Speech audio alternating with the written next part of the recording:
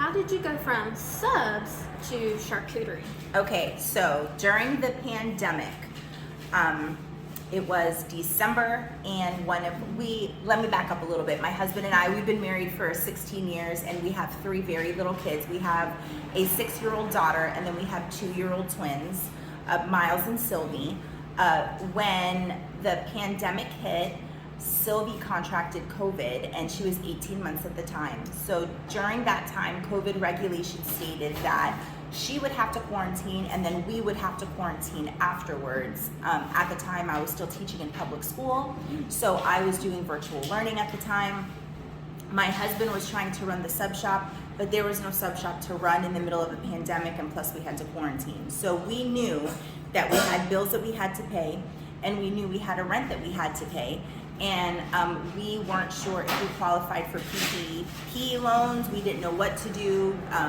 This is just a lot of times what happens in small business, right? You don't know what to do, and nobody's prepared for a pandemic. So we announced that we were closing, and we were just gonna give up this dream, and this was my husband's dream, and we just said, you know what, forget it, we're gonna stop. And we announced we were closing, and so true story is that night I drank entirely too much wine, and I needed a snack.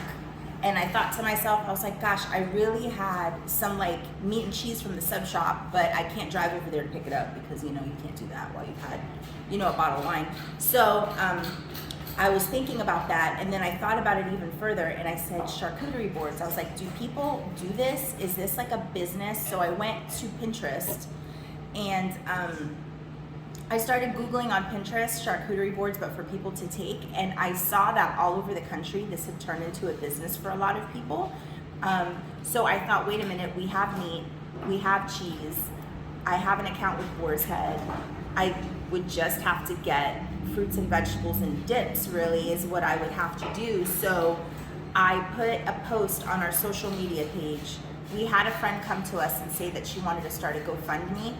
But for me, I felt bad asking somebody for money to save my business and not give them anything in return. It's a completely different story if you need it for like a major life event that you had not planned for, but this is different. This is a business, you know? So I felt kind of guilty asking.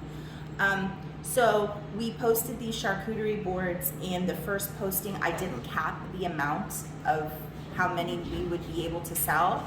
And next thing I knew, we had sold 100 charcuterie boards. Wow. And it's awesome. And I also told everybody, I can't fill them. I can't fill your orders for 3 weeks because I'm in quarantine. But if you want to pre-order them, here's the link, and you can pick up on this day. We sold 100. Then the weekend following, I posted the link again. I said, okay, let's try this again, and let's see what we can do. We ended up selling 125.